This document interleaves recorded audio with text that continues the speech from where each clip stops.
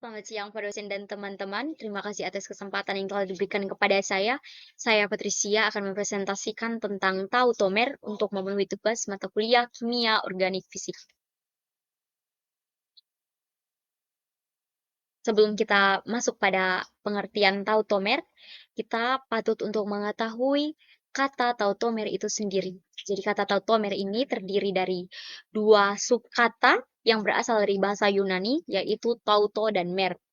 Tauto ini berarti sama dan mer itu berasal dari kata meros yang berarti bagian. Sehingga dalam kimia, biasanya tautomer itu merujuk pada senyawa yang dapat berubah menjadi bentuk lain yang memiliki struktur molekul yang sama, tetapi berbeda dalam posisi atom atau gugus atom.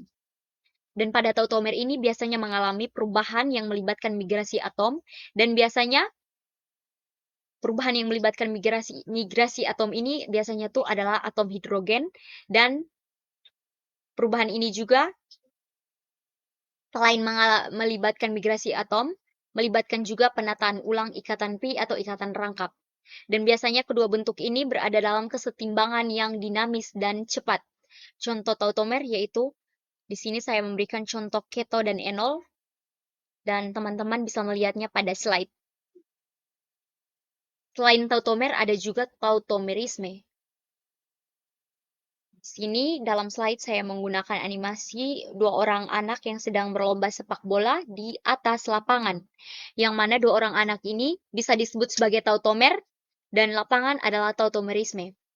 Jika tautomer jika tautomer A jika tautomer A adalah tautomer B, maka tautomer B adalah tautomer dari A juga.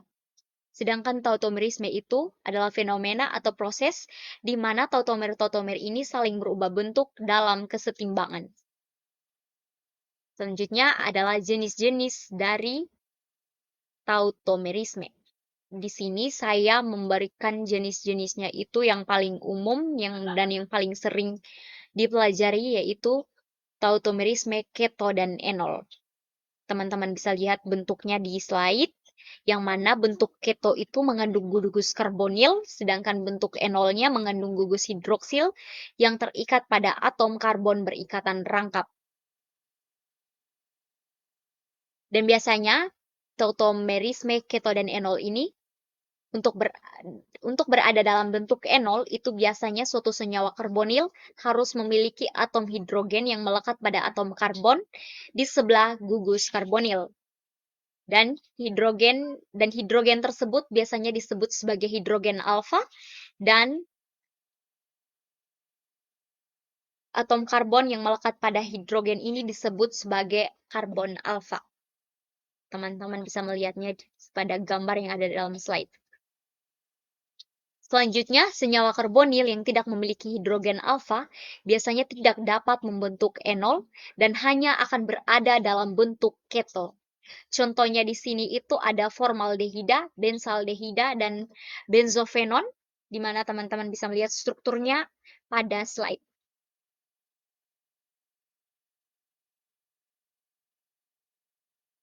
Di sini juga saya memberikan contoh tautomer keto enol pada fenol.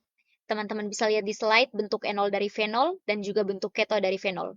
Dan biasanya pada kebanyakan kasus bentuk keto jauh lebih stabil daripada bentuk enol karena ikatan karbonilnya lebih kuat. Oleh karena itu kesetimbangan cenderung bergeser ke arah bentuk keto. Alasan utama kestabilan yang lebih tinggi pada bentuk keto ialah energi ikatan karbonil dan C rangkap H yang lebih kuat dibandingkan energi ikatan C rangkap 2C dan gugus hidroksil pada bentuk enol. Namun dalam kasus seperti fenol, stabilisasi yang signifikan dari cincin aromatik pada bentuk enolnya membuat bentuk ini menjadi lebih disukai daripada bentuk ketonya.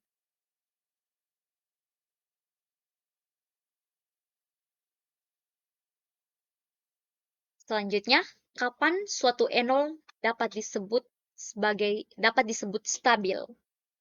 Meski bentuk keto umumnya dominan, ada kasus di mana bentuk enol itu bisa distabilkan. Ada beberapa cara agar enol ini bisa distabilkan, yaitu melalui ikatan hidrogen intramolekul, di mana jika bentuk enol bisa membentuk ikatan hidrogen dalam molekul itu sendiri.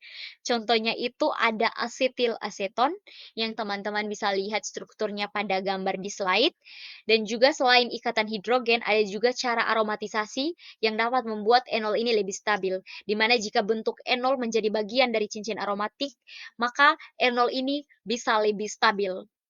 Di sini contohnya itu saya menggunakan fenol, di mana bentuk enol dari fenol ini adalah cincin benzen yang stabil. Selanjutnya ada ciri khas tautomerisme.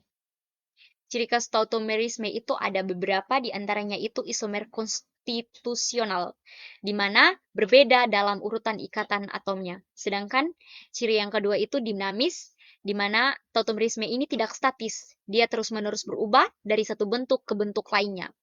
Selain dinamis dan isomer konstitusional, ada juga migrasi atom, yang mana selalu melibatkan perpindahan atom, dan yang paling sering mengalami perpindahan atom ini adalah atom hidrogen, yang biasanya disebut sebagai proton. Selain ketiga tersebut, ada juga penataan ulang ikatan pi, yang mana perpindahan hidrogen ini selalu disertai dengan pergeseran ikatan rangkap.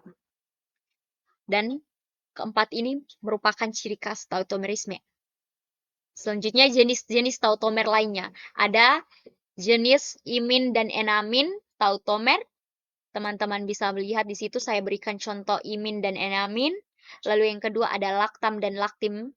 Itu ada amida dan imina. Yang mana ini penting dalam bidang biologi, khususnya dalam bahasa DNA dan RNA. Selain imin, enamin, laktam, dan laktim, ada juga nitro dan asinitro.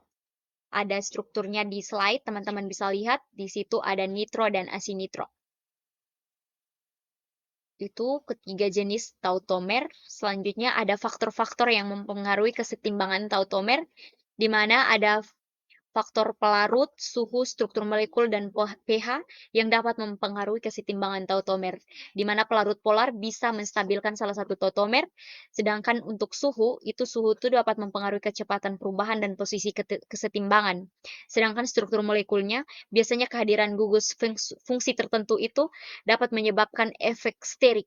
Lalu ada pH, di mana tautomerisme sering dikatalisis oleh asam atau basa, sehingga pH, struktur molekul, suhu, dan pelarut ini menjadi salah satu faktor yang mempengaruhi kesetimbangan tautomer.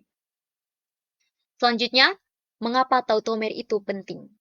Tautomer penting dalam beberapa hal, di antaranya itu dalam reaktivitas kimia, yang mana tautomer dapat memiliki reaktivitas yang sangat berbeda, dan biasanya bentuk enol dari senyawa karbonil adalah nukleofil kuat yang dapat berperan dalam banyak reaksi organik, misalnya reaksi aldol.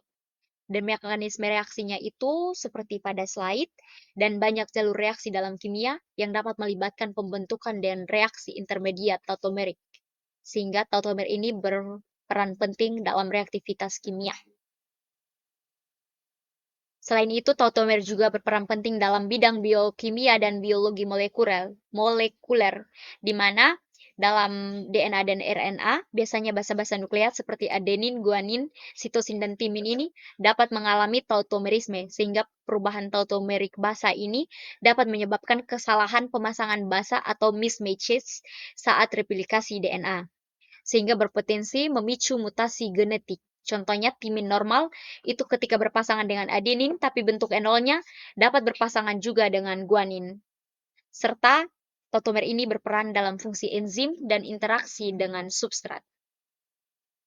Sekian presentasi dari saya, terima kasih. Mohon maaf untuk salah kata dan terima kasih.